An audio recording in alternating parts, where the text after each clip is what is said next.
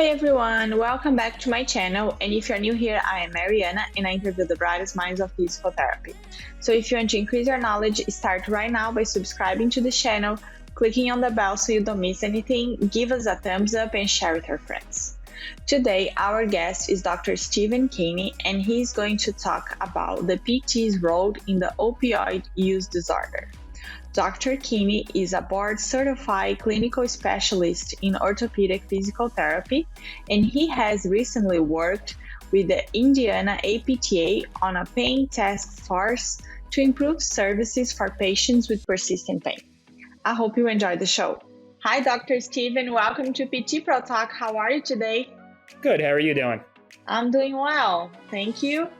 And so let's just start talking a little bit about yourself, your career, your background, and how did you get to where you are right now? So I'm a physical therapist currently practicing in North Bergen, New Jersey. And I am kind of had a weird path starting in kind of brain injury rehab. And from there, starting to get into outpatient orthopedics. And always kind of keeping my foot in a lot of doors between acute care, inpatient, outpatient, different practice settings and different patient populations. And I think that is a real clinical interest of mine, like topics that kind of span between all these different silos we sometimes have in physical therapy and healthcare in general. And I think that's one of the reasons that kind of attracted me to the opioid crisis, because we tend to think of opioid crisis being an outpatient orthopedic only issue, but it's something that spans all aspects of our practice and really all aspects of our society. And so it's something that we've worked a lot on the last couple of years when I was with APTA Indiana, and also getting some research off the ground to better find how physical therapists can be part of moving forward in addressing the opioid epidemic. So we know that the opioid epidemic is a huge problem. So let's just get started defining what is an opioid use disorder. So opioid use disorder could sometimes be like, in layman's terms, people could say it's kind of having problems with addiction or any type of issues with a particular substance. I would kind of describe it as you're having problematic use of some type of substance, whether that be alcohol, opioids, and obviously in this case, with opioid use disorder, it's a problem with opioids. And the reason why I'm also trying to say it's a problem with opioid use is I'm trying to avoid some type of stigmatizing language that we sometimes use with individuals and say, oh, that person is an addict, or that person is just a user, or those types of things, because those are kind of negative connotations surrounding some of those descriptors of people. And when we talk about actually meeting the challenge of the opioid crisis, these are things that we need to keep in mind, because that stigmatizing language and how we treat our patients and how we work with our patients are going to be really important into how we kind of move forward to best serve not only our patients, but society as a whole, since this is a huge societal problem. Absolutely. And how do you identify if someone has an opioid use disorder? So there's in the DSM-5, there's a criteria of different characteristics that you can have that would qualify as a opioid use disorder. This is, obviously you could look at the source of that too. I know it's also outlined pretty well in the Davenport article in 2020 that looks at the intersection of physical therapy with opioid crisis. For viewers who want to kind of check out the more specific criteria, they could do that there as well. But some of the characteristics that you will see is an individual who really kind of uses opioids longer than they want to, or at a higher dosage, if they have cravings, if there's it interferes with their daily life tasks or cause personal problems, if they exhibit symptoms of withdrawal or tolerance with some exceptions. It's an 11-point checklist. If you hit 2 of those 11 points, that would be someone who would meet the criteria for opioid use disorder. And it's something that we definitely could look for in our patients to identify who could need for further resources and further help in addressing the problems that they are specifically having with opioids. Yeah, and in this paper, there is a nice table that I just looked at, and I'm going to share that on the show notes so people can check it out, like all these 11 points that you just mentioned. So it makes it easier and clear to help us identify these points when we are having our assessment with our patients, right?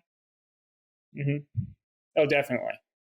And what is the relationship between persistent pain and an opioid use disorder? So I think there's a huge overlap, and I'm definitely not the first person to say this, between persistent pain and opioid use disorder. And a lot of the things that we focus on improving and addressing and treating persistent pain is going to be, there are going to be similar interventions of what we're going to do to help with that opioid crisis as well. On the flip side, there are some things that are maybe a little bit more specific to persistent pain, and some things that are a little bit more specific to opioid use disorder. Some of those things would be just even kind of when we talk about individuals with opioid use disorder, specific things on how they manage those medications. But going back to the similarities, if we can, persistent pain is a main driver of why sometimes people use opioids. And I think around 75% of people who are struggling with opioid use disorder did have a medical prescription for opioids at one point in time.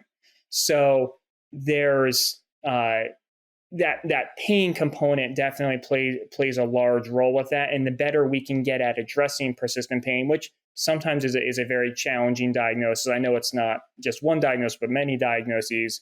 But when we have someone who has a really persistent pain state, oftentimes described as like a nocioplastic type pain state, those things are challenging to treat. And that can kind of sometimes lead into that pathway of opioids because it's such a powerful agent that when people don't know where else to turn, that could be a pretty significant thing for people to consider.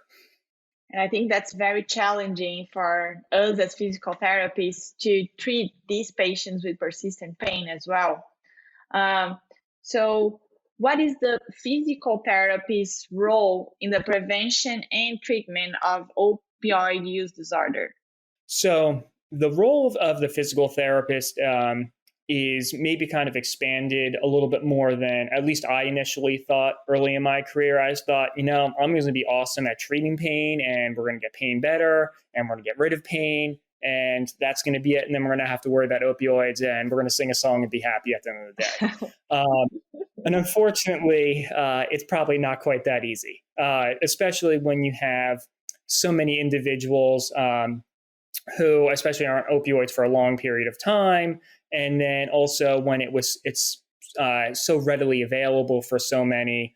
And even now there's, you might not have opioid exposure, but you can very easily, you might not have planned on opioid exposure, I should say.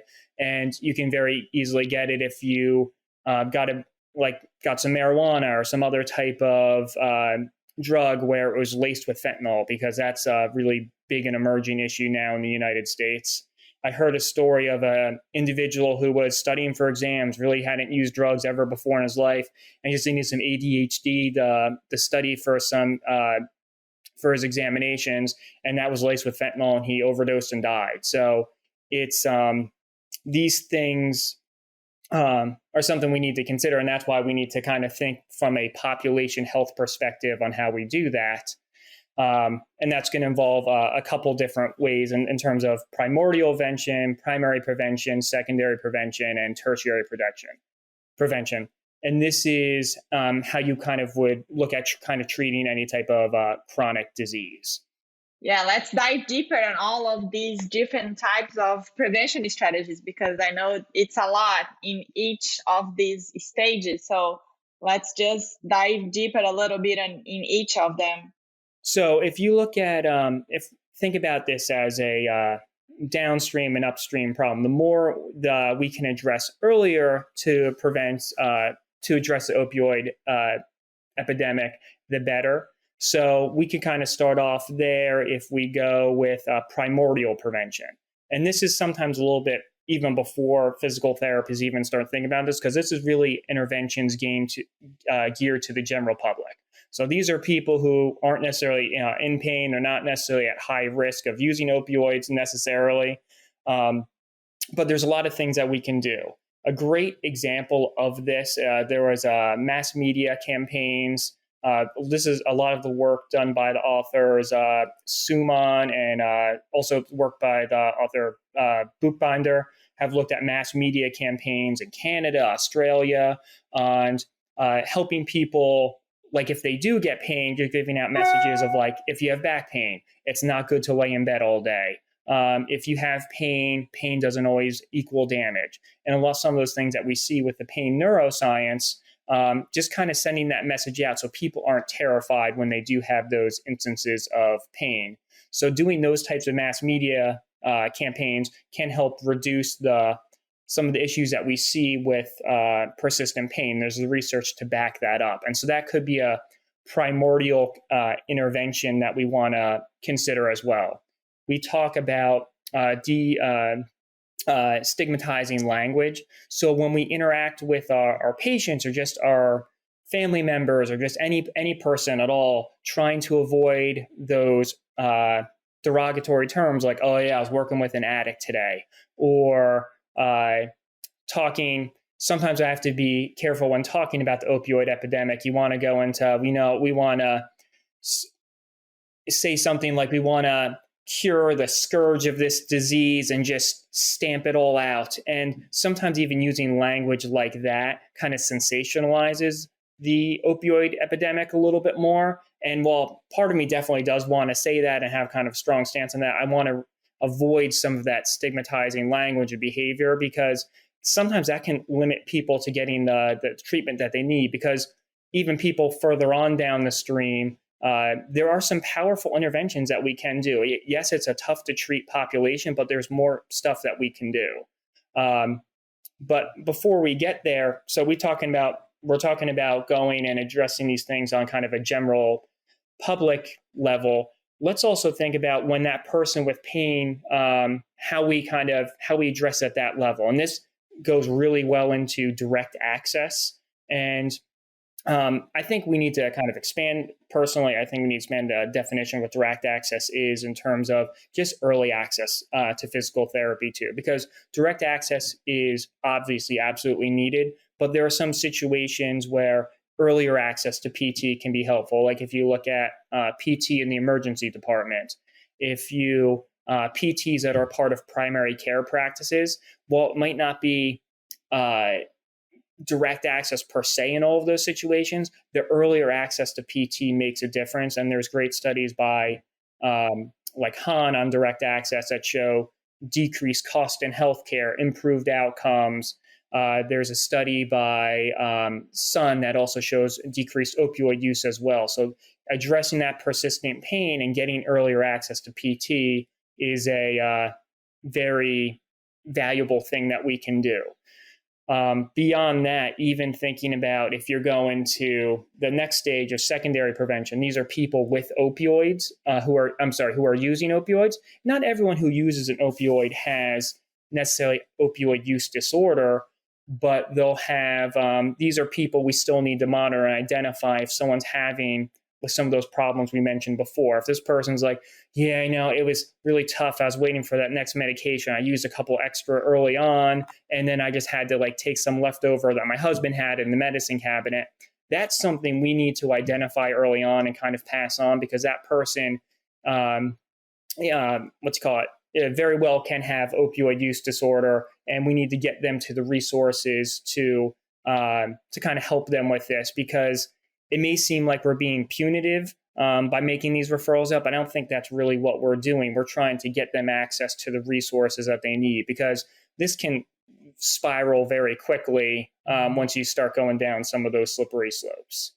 And then in terms of like tertiary prevention, that's somewhere that I don't think PTs are very well embedded in. And actually, Mariana, have you heard of a lot of PTs who are working in substance use treatment centers? Because it's something that I haven't heard a lot of either. No. Yeah. And in some of the research that we've been doing, we found some people who are doing this, but it's definitely the minority of our profession.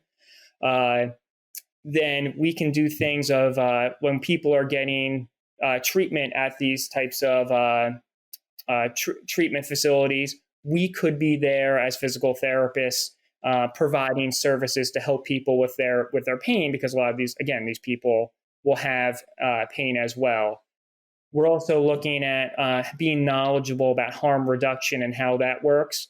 There's a lot of people, due to stigma, because that stigma is high, that we were talking about before, who don't get valuable treatments like medication-assisted treatment, which is a very powerful and reduces mortality, and is a very powerful intervention against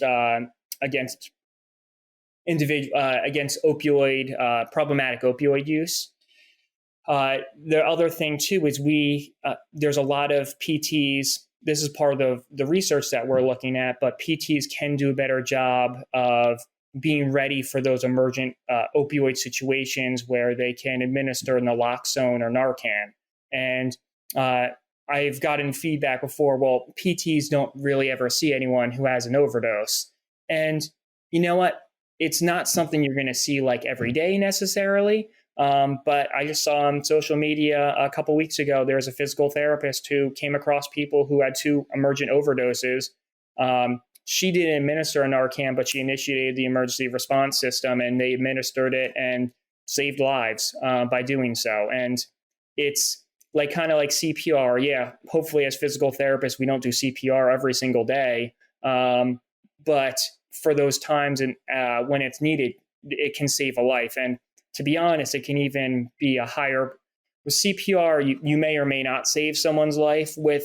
When you use Narcan or naloxone, Narcan is just the brand name for naloxone, you have a much higher probability of saving a life. It's a very effective medication, and it's really an opportunity for PTs to take a greater role in addressing this epidemic. Yeah, I was reading about that, and they even suggest that we should have that to renew our license, right? So like when you have to do CPR in, I don't know, every 2 or 3 years. And then they were suggesting to incorporate that as like a prerequisite, or like something that you have to do prior to renew your license, just because of the size of this crisis.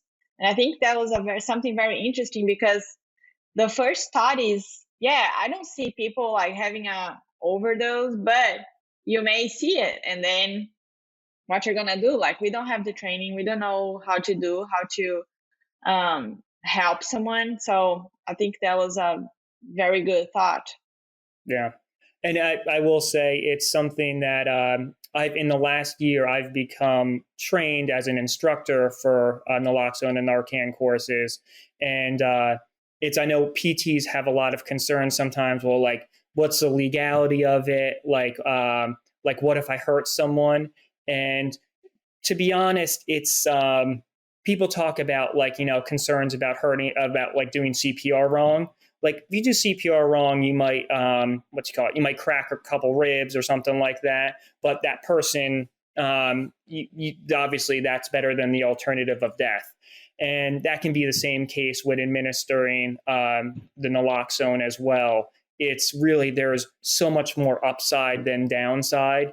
And it's unfortunate because sometimes, especially in the media recently, there's been some it's been sensationalized a little bit when using Narcan, that it can be a very dangerous thing. Like you'll just, you'll touch the fentanyl and then you'll have an overdose in that moment too. And that's not how fentanyl works. You don't absorb fentanyl through skin. And I'm sure the responders in those situations maybe were nervous or kind of things like that, and they had some other type of response, but they didn't have like an overdose in that situation, because that's just not how it's administered. And so I think we need to be, it's generally speaking, it is such a powerful intervention like CPR, as you're saying. So I love that thought process, and hopefully we can get our whole profession behind it and make it a part of PT schools through professional practice, because I think that's one of my passion topics. I would love to be able to do that. So yes, just speaking my language. And just going back to everything that you start talking, I made some notes here to talk a little bit about going back to primordial prevention that is more to the general population, right? So that involves something, I think, like bigger changes that don't depend just on us, but a lot on the public policies as well. So how do you think that us as PTs can get involved in that process? Because I feel that's a little bit harder to do, like these mass media campaigns that you said, and bring this awareness, because I think as a lot of other different conditions, we are not focusing in prevention, right? We don't focus usually in prevention. So how can we participate in that process? That is definitely a loaded question. Especially as I think our profession is grappling a little bit how we address and intervene with the social determinants of health. And it's exactly what you're saying. We need to be a part of those bigger conversations. And I think we do some amazing, fantastic things in our profession. We need to figure out how we can kind of spread what we do to higher levels, because there's still people who have no idea what physical therapists or physiotherapists do at all. I think there was a recent Netflix show. Was it a Netflix show? I don't even know. Some recent TV show where basically they were threatening to call the physical therapist and to restrain a patient, which I don't think that's really our primary job in any type of setting. So it just speaks to how people really don't know what we do. And I think there's a big importance of, we need to find positions where we get involved, in different organizations, including government, of trying to be public health officials or participate in having conversations with those public health professionals. I know there are a lot of like clinical educator jobs that are specifically set aside for nurses, but there are sometimes physical therapists can do those jobs as well. And we need to find ways that we can kind of get more integrated in those systems. And that's for the people who want to do that. For the people who you're like, that's not my passion. Clinical care is my passion. That's fine too. But there's other ways you can do this. Using that destigmatizing language is a great way, a great starting point. But also you can be involved in a community event where you're trying to, and this could be great for your practice. If we're like, oh yeah, we had 3 PTs at a opioid loss community event. And they you can give education on physical therapy, have a booth there and talk about different things. And this is actually one of my colleagues did this. I also think this is also great for private practices to kind of participate in these conversations in terms of providing community naloxone trainings as well. Because if you do that, that's a good way. Yeah, you're giving a tertiary intervention, but you're spreading awareness and you're talking about different things that you can do. Anytime you could talk about ACEs, or there'll be another colleague of mine he has a private practice, but he didn't have to do this, to have a private practice to do this, but he got engaged locally and is on a committee that's trying to figure out how to how to work on the opioid epidemic in his community. And sometimes they don't have any, again, I don't have any idea of like, oh, physical therapy can do this. How can we make this happen? Or, because a lot of these solutions need to start local before they go on kind of a larger scale as well. So it doesn't necessarily need to become president of the United States as a physical therapist and make everything pro physical therapist and pro solving opioids, but there's small actionable steps that you can take to kind of work on that primordial approach. Yes, I think that makes sense because there is like this level, it's also, I guess, much bigger than just being a physical therapist, but having this knowledge about these ACAs that you just mentioned, the what people experience to their childhood and trying to prevent that from happening, then it gets in a much bigger discussion. They're not gonna touch too much in here, but like we know that people have different opportunities and financial situations in life, and that makes them more prone to developing something like that. But that's a step behind prior to our, I guess, role as PTs, but just as individuals, part of society, right? Mm-hmm.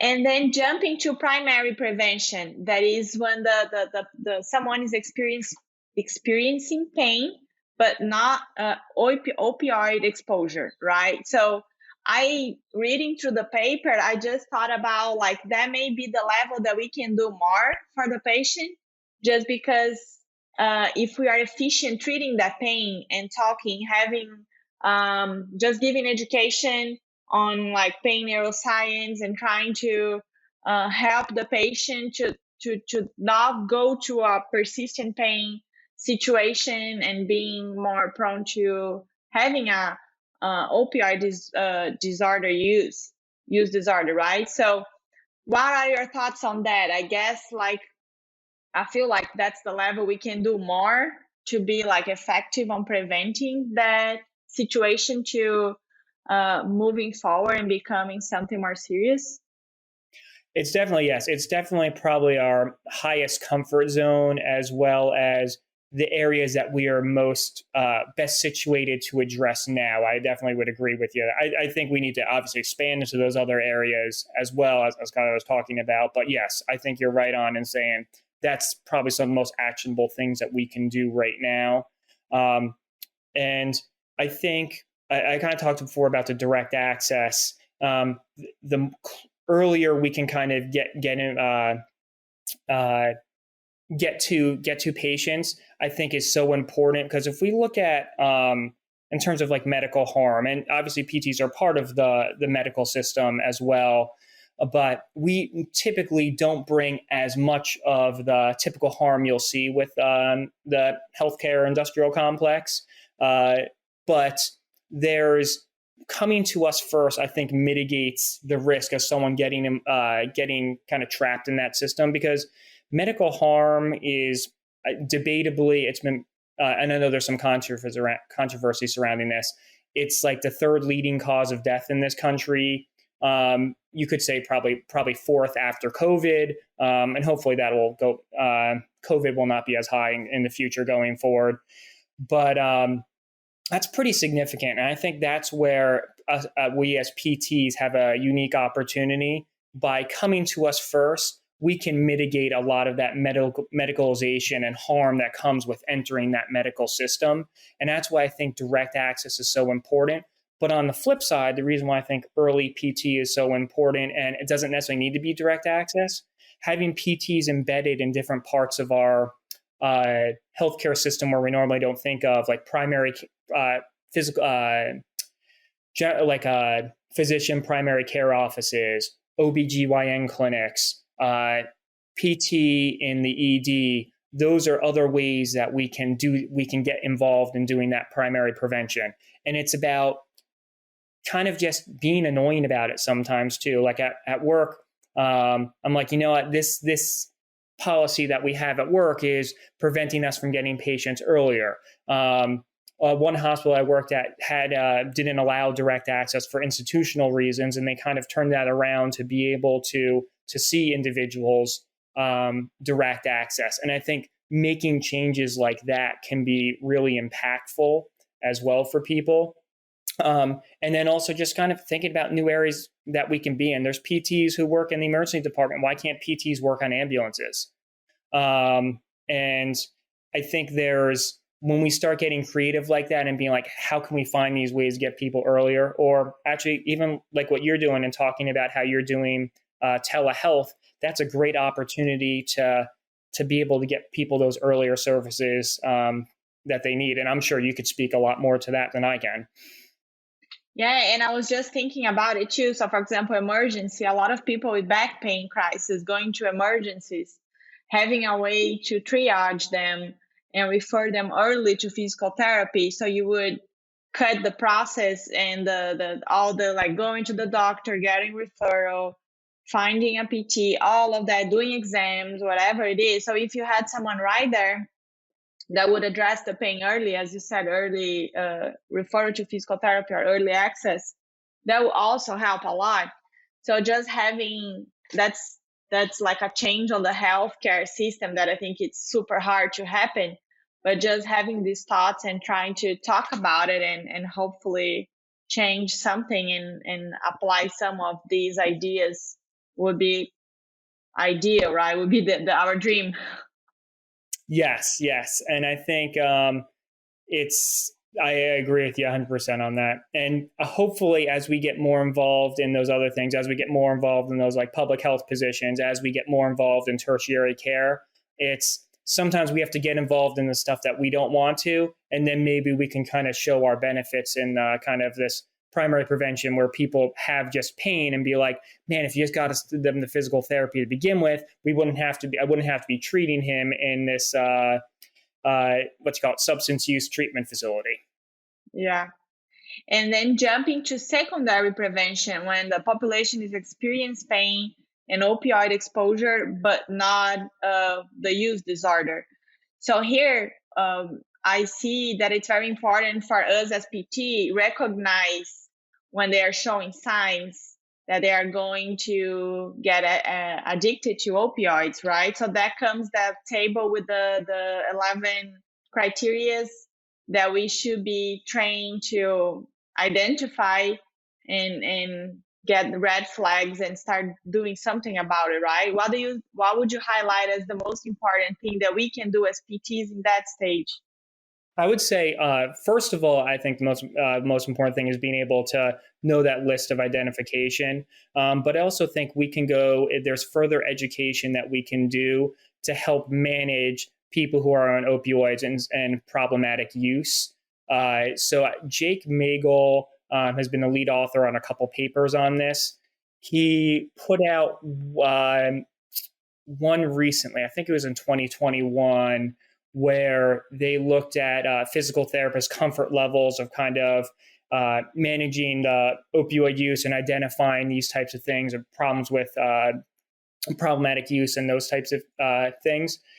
And there was not a lot of comfort that physical therapists have, but the more training that they had there, the more confident and they were in terms of taking a lead in these issues. And I'm not saying that's the physical therapist, like going to the person who and just saying you're going cold turkey on the opioids now, or in most settings, you're not going to be giving people medications as well, except though maybe if you're a military PT, because I know military sometimes PTs do prescribe medications.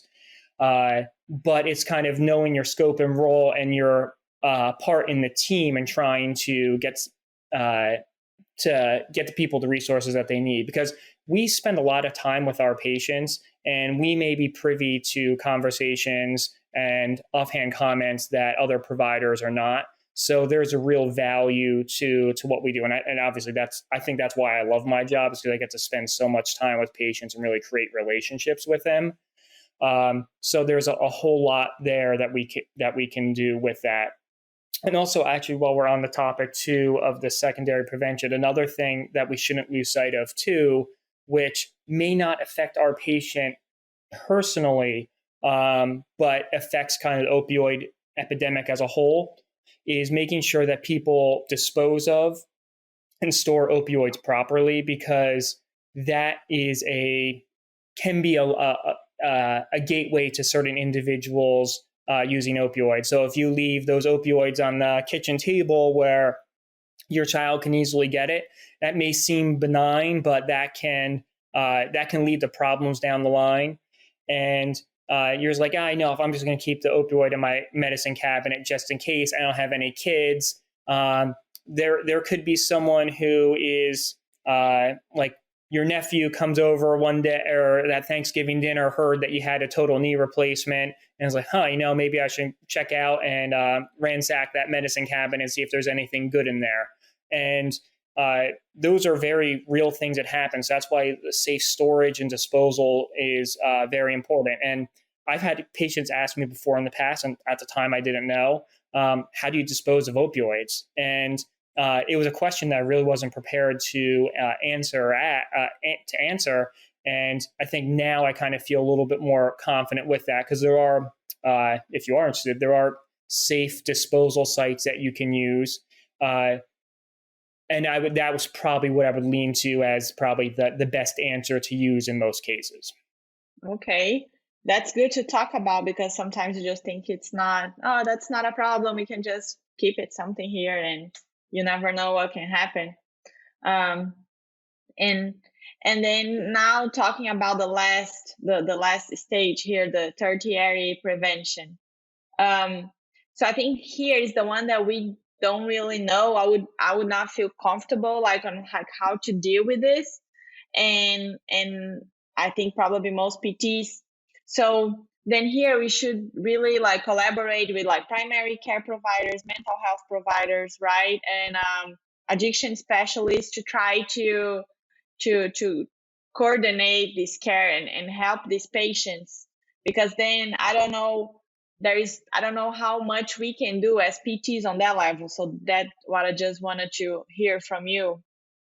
So I think the first easiest thing that we can do is get trained to use Narcan naloxone, and it's a relatively simple thing to do to prepare us for those situations, and it can help destigmatize with our patients too, because if you have a patient who's on a high level of opioids and their loved ones in therapy too, it could be like, you can start the conversation and be like, hey, I have this just in case. Because, some people take opioids, and, if someone were to accidentally take a higher amount or something like that, I have the ability to help you in that need. And clearly I'm not doing that by myself. I'm initiating the emergency response system as well.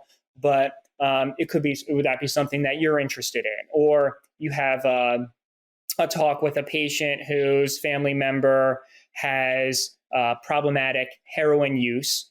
And with that individual, it could be like, hey, this is something that you could learn to do, because this could save your loved one's life. And that's a really, I think, easy, safe way for us to do that. And I think when we go through the process of doing naloxone Narcan training, it also helps us kind of better understand the individuals who are who have opioid use disorder, so we can better treat them, so we feel more comfortable operating in that tertiary care.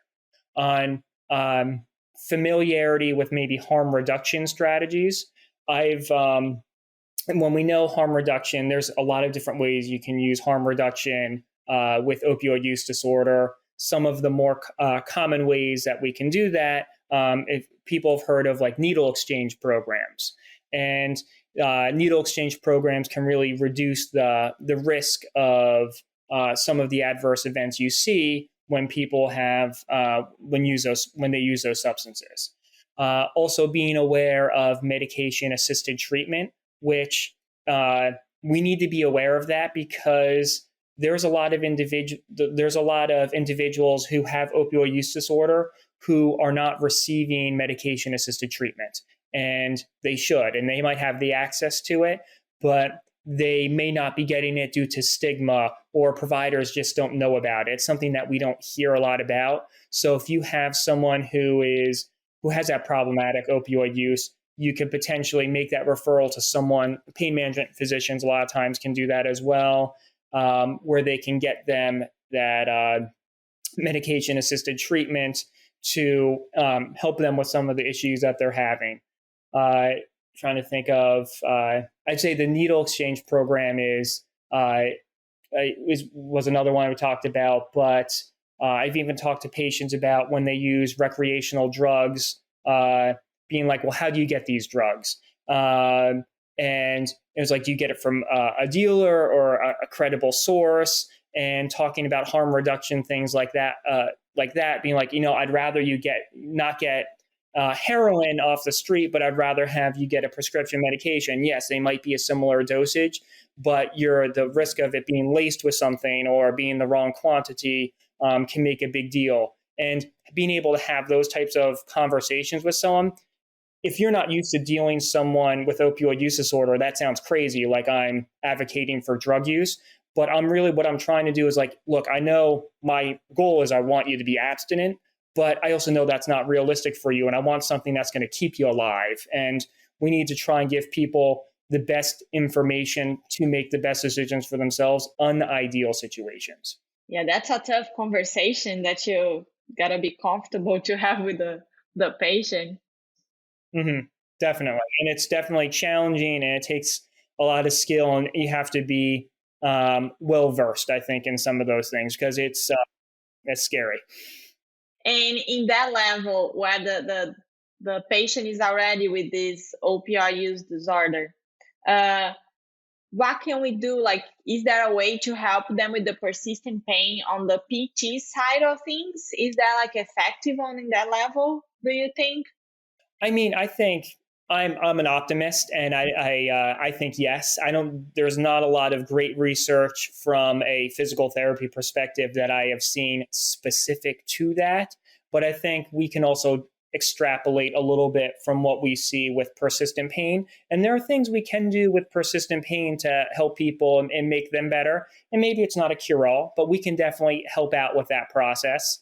And we can definitely get people more functional. We get them stronger. We can get them, at the very least, we can improve something, I think, in a lot of these situations.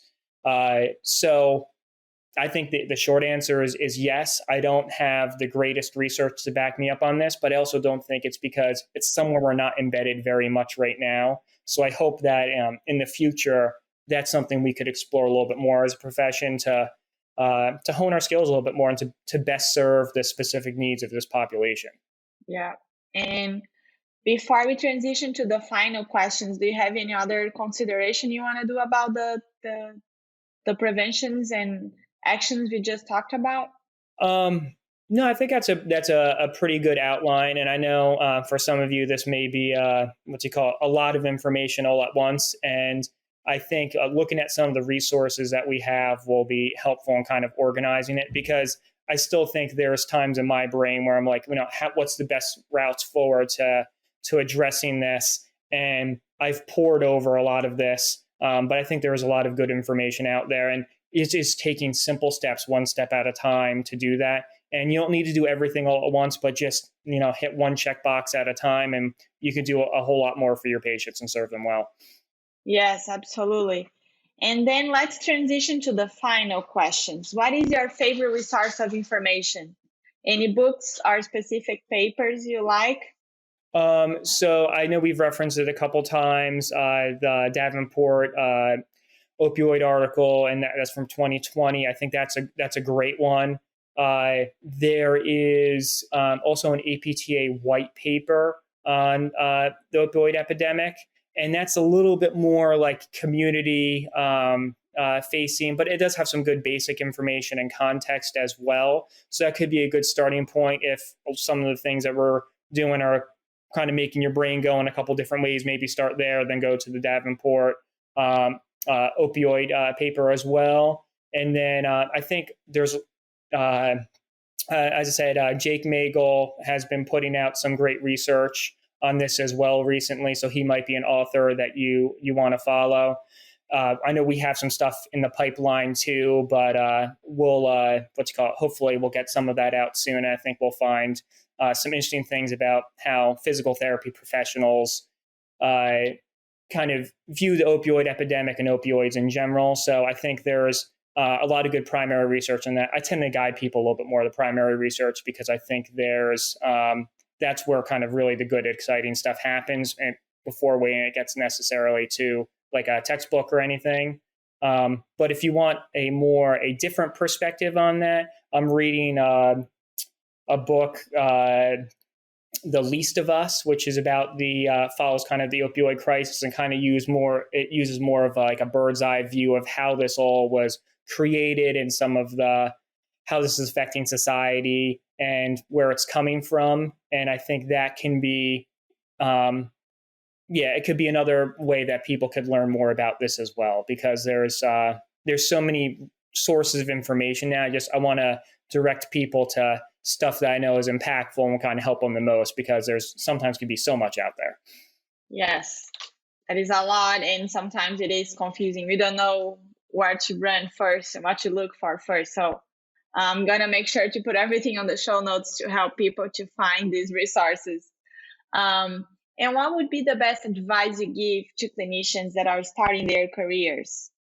I think for clinicians who are starting their careers, I think generally overall is, I think I say, if you could be caring for your patients, if you can show a willingness to learn, and you are working hard, I think those are the most kind of three most important things that people will remember.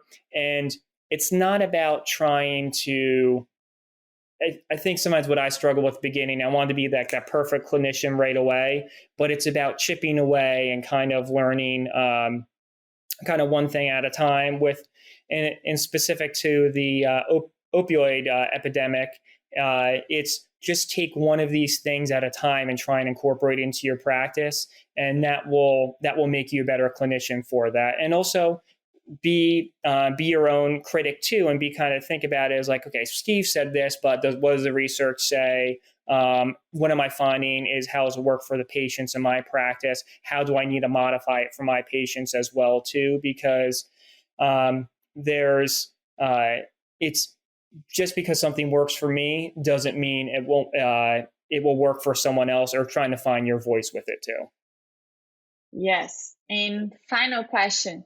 What personal qualities or abilities are important to become a successful professional? Okay.